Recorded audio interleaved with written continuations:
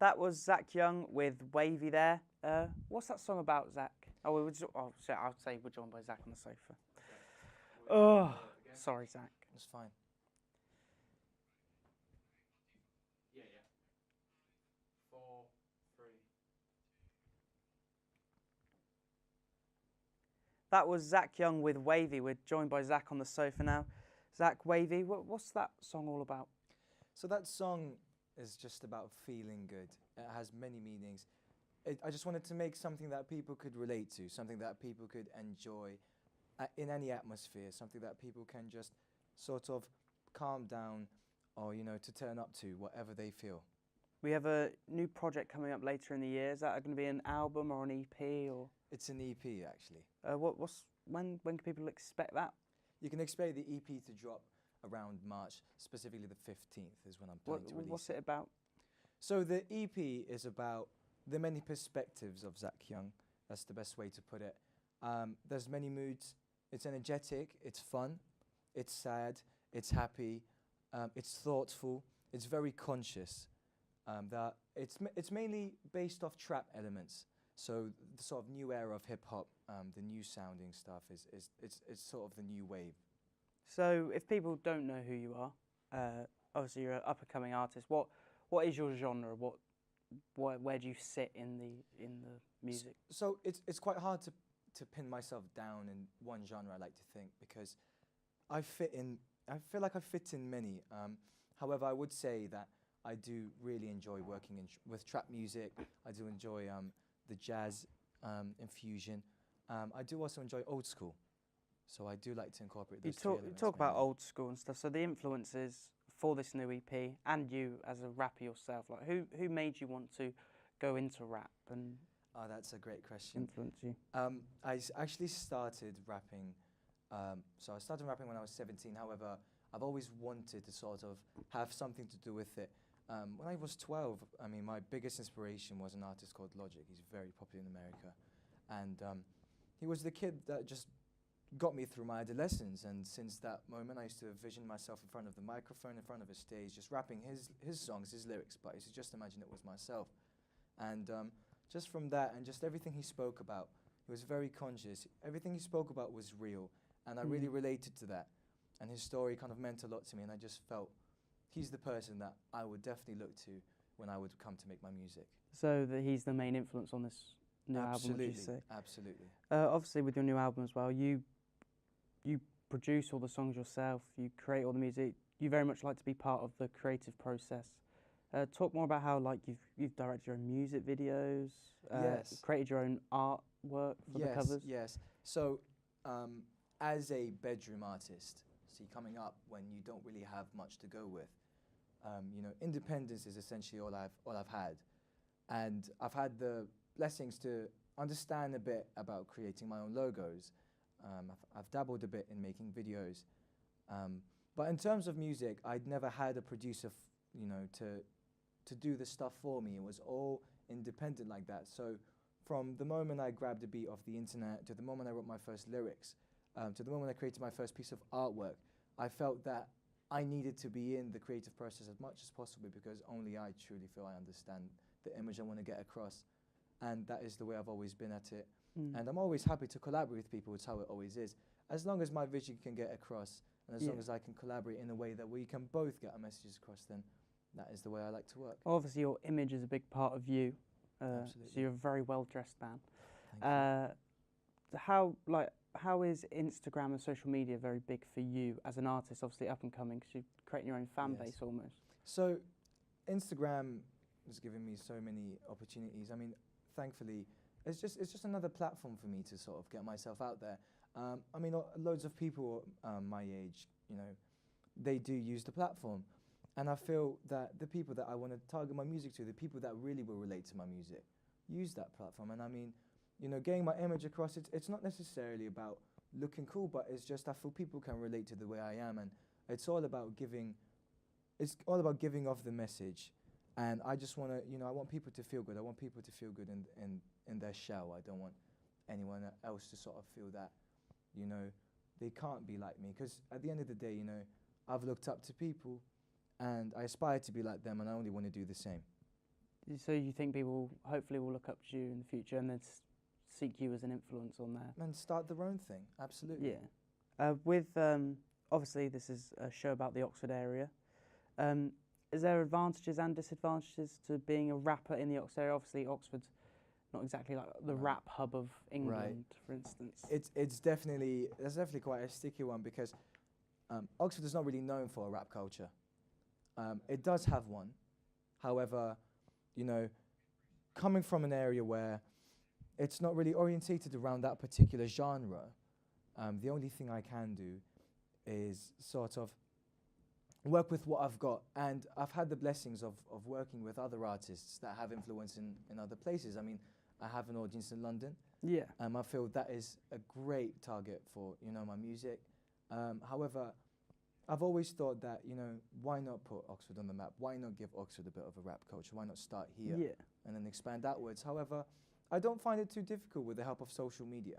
I think that it's helped get myself out there. And there are some places where, you can go perform, you can set up, performances. It's just about getting yourself out there, being independent enough to just step out of your comfort zone and put yourself in those positions. Very good. Well, thank you, Zach, for that interesting insight into you, and look forward to hearing your EP later in the year. Talking about local Oxford talent and putting Oxford on the map, we sent Rory down to the Wheat Sheaf in the week to check out the local talent at a gig. So let's see what he found.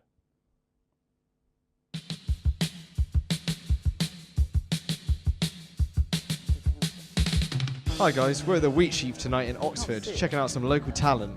We'll be interviewing some of them later. We can't see it. Don't tell them. Don't tell them we can't see it.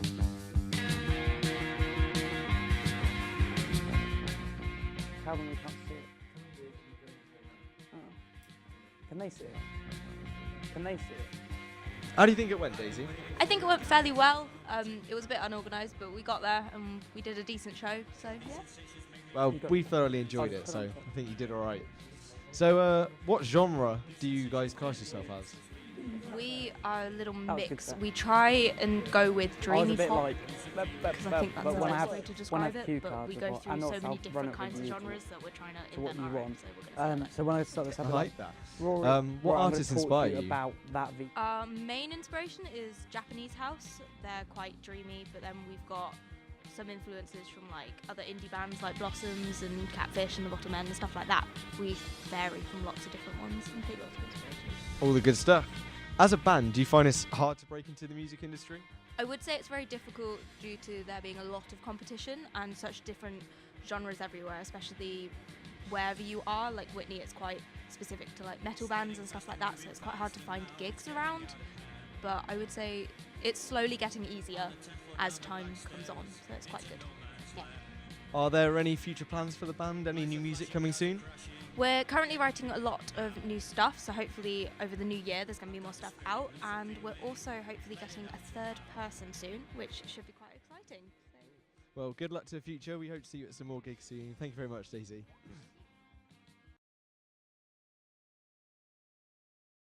That was very, very sudden. But Rory joins us on the sofa now. Are we going?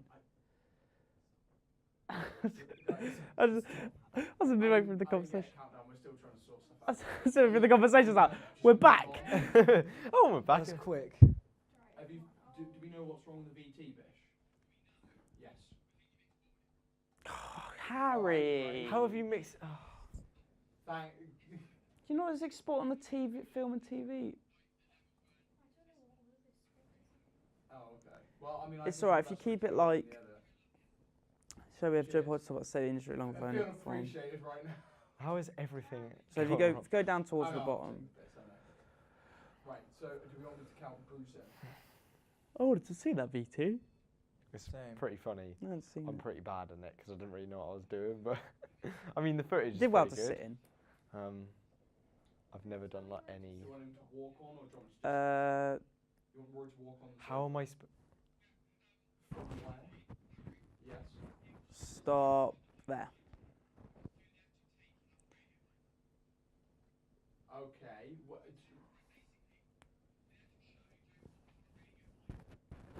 I think we should just have Rory on instead of Joe Porter. Okay. If you want. So you want him to, but where do you want him to walk on the show from? I could be the music Okay, industry yeah, expert. okay, that works. All right, so Mm. Rory, Yeah. you're gonna unplug your mic. You're gonna walk onto the set and Yeah. then plug your mic in.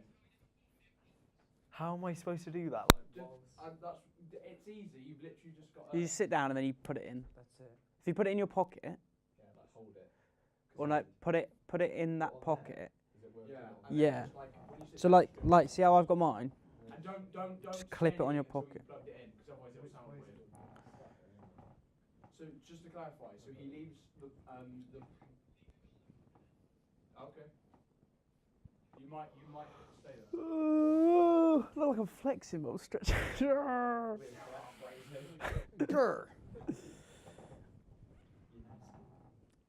Yeet. Yoted. This thing keeps coming up. Alan took the thing off me. Can you stop?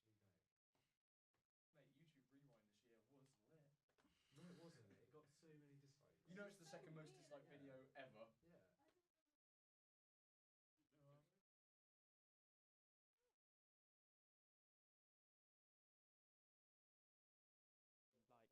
Kiki challenge, yeah. Do you love me? Well, we. Are you riding? Rory joins on the sofa now. How was that? Do you reckon they'll make it big? Yeah, actually, I thought the band were really interesting. Their take on the genre was really interesting. The atmosphere Yeah, that's fine. Leave it on. was buzzing. What was it? Was it a bit?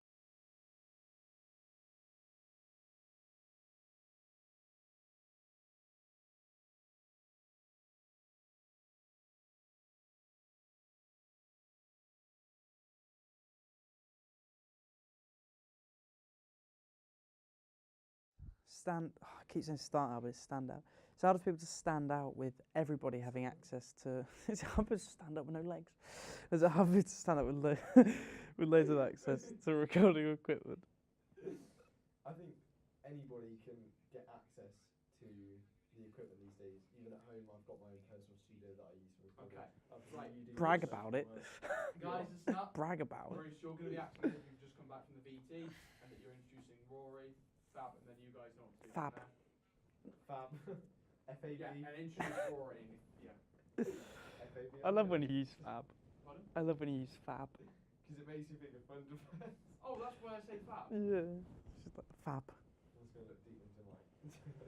I'm dying inside now. Are you guys all ready? Yeah, all good to go. They're all ready. Am I staying here? Is Rory walking on? And Rory's not walking on. No, you're staying there now. I think it's a good idea. What's the band called? What's the Uh, band called? Yeah. You in Days. There's Days Fuji. New time. And But who did you talk to? Days. Days. We interviewed Days. I'll say we'll have Days on the show in the next coming weeks. Rory, talk. So I thought the band were really interesting actually. Their take on the genre was fascinating, and the atmosphere was just. Guys, we're going to buzzing. start quiet. I don't know what I'm Why are going you to say. I don't shouting know. at me? Because, be quiet. Why you talk so fast? We're gonna, yeah. Okay, so we're going to leave it on the camera 2 for a second for the applause, and then you know what to do once it gets to camera 1. Yeah, we're good. 5, 4, 3, 2. That was Rory at the Wheat Sheafs talking to Days, who we'll have actually on the show in the next coming weeks. Rory joins us on the sofa now. How was the night, Rory? Good atmosphere? Yeah, the atmosphere was really good actually. It was a good turnout. The bands were really good. I thoroughly enjoyed it. I like that kind of music, so kind of fit in with what I like. But the people there seemed to enjoy it as well, and the interview went really well. Yeah. It was interesting to hear about what the future for the band was. I think they're gonna do really well. Yeah, it was a good night to be honest. Well, we're going to talk about the Oxford music industry. Most of all, though, about just artists in general. Is it harder for people to stand out now as artists with everyone having access to recording equipment? Obviously, Zach, you you're big on the creative process, but anyone can literally record like 2 instruments on GarageBand and Yeah. sing. Like, is it harder for people to stand out? Do you find it hard? So, It's definitely a bit of a difficult process. I mean, you sort of have to find a way to separate yourself from everyone else. So it's right. So you know, it does mean that you have to really stick out to be different. So yeah, it can be quite frustrating. Rory, obviously you're in the music industry. Is it very easy to pick out the weak bunch of like people who aren't that into it, and you can you really source the talent? I think I can. A lot of time, because I get sent a lot of music, I can see what's going on in the industry. I have quite an overview of what's going on. So when I go around, I scout out on SoundCloud, YouTube, Apple Music, Spotify. I check around on playlists to find new music. And some of the sites like SoundCloud, you do find some smaller scale artists that aren't really, they don't have much potential. Yeah. But obviously when I see people like Zach that are promoting their brand properly and efficiently, using big streaming sites like Apple Music and Spotify with a good fan base, then obviously that kind of ticks the boxes that we want to promote as well. Talk about local artists as well. Obviously local local arenas, I say, but like local places to perform, to gig. Obviously Cellar here recently nearly shut down. Obviously got the money, like crowdfunded it. How useful is it to have somewhere for people to perform? Like Zach, like you've done small performances around the area. How big are those small venues to you to get yourself out there and to let people hear you who obviously may have not found you on social media or so? I mean, so with finding places to perform, my first performance I actually did at a pub called the Isis Farmhouse. There were about 60 people then. If you just think about 60 people was quite a moderate amount to have people come and watch you. I mean, depending obviously on your demographic, yeah, it can have a big influence. I mean, say performing at Cellar, with people that particularly do enjoy your genre, genre, right? My genre. Then yes, it would be more convenient. You'd find more people there because it's a place where people want to go and find that music. Whereas say at the Isis Farmhouse, where you might not find people who particularly listen to that music, then yeah, it would be hard to reach them. So it does definitely have an impact, the place where you go and perform. Rory, when you're finding new talent, like anybody watching this show who is a budding new artist, like you're going to be looking at these local gigs and at these venues looking for young, new talent. So how much do you encourage them to be gigging and be out there, like putting themselves out there? These venues are beneficial, not just to me, but for bands to make it into the music industry, for people to see new music. We need these venues in the local area. That's why with the Cellar thing recently, they needed the money because that has been a key kind of venue in the Oxfordshire area. Obviously, you've got the Bullingdon and the O2 Academy, the Wheatsheaf that we'd gone to. Yeah. We need those places to promote these bands. I think band-wise, the opportunities to get into these gigs and in the local industry is really useful because you see them as a lot of support for larger bands as well when larger bands do come to Oxfordshire. I know there is Future Perfect in the Oxfordshire area that are band promoters that kind of give them the little step up into the music industry, and I find it's useful for me because I can see if they are promoting an act, they usually find it good enough to put on, so it helps me a little bit in my job as well. So obviously you work on a much smaller scale from, say, these big labels, but you're more about letting the artist have the creative vision and you're just there to help them release it and put it out there. With these big record companies that sometimes can take creative control, obviously you're an independent Oxford label, so it's not as big as that, but like, do you reckon record deals will cease to exist in the future? Especially if people like the big record companies taking creative control, people be less likely to want that. Do you reckon that's still the pinnacle of being an artist, like to get that record deal to get you on radio? Yeah, I think it's way easier for you to do your own music yourself now. The fact that record labels take such large cuts mean that artists don't really get the respect and the money that they deserve for what they do. I'm sure you find it producing your own music. Sometimes it helps having a record label as you can get into the industry and you can get it on radio. But there are websites and stuff now that will do it for way cheaper to get you put on Spotify playlists and get you out there for you to see. And you can do it with your own brand. You don't even need a record label anymore. Zach, Absolutely. you've got your own brand. Yes. You're on Spotify, so Yes. anyone who wants to listen to Zach's new single and find his EP later on in the year. Obviously, is that still what you want? Would you want that record, or do you reckon you're creating your own brand enough that you could possibly just release it on your own? Like, is that still the pinnacle? Is that what you want to strive for, a record deal? I'll be honest, not too focused on thinking about signing with the label. I think being independent does definitely have its difficulties, but I do thoroughly enjoy the process of being independent because I have creative control on anything I do, everything I put out, and I don't have to conform to what the industry might need or want from me. Understandably, yes, absolutely, the industry can help put you onto platforms like radio. However, I feel in today's digital world that we are so living in, you can do everything on your own, and there's nothing like having the ability to go on a platform and create your own audience yourself at the tip of a button. Yeah, well, thank you very much, both of you. It's been great to chat to you about it. Obviously, Zach's new EP later in the year, and Rory will be on the show next week as always.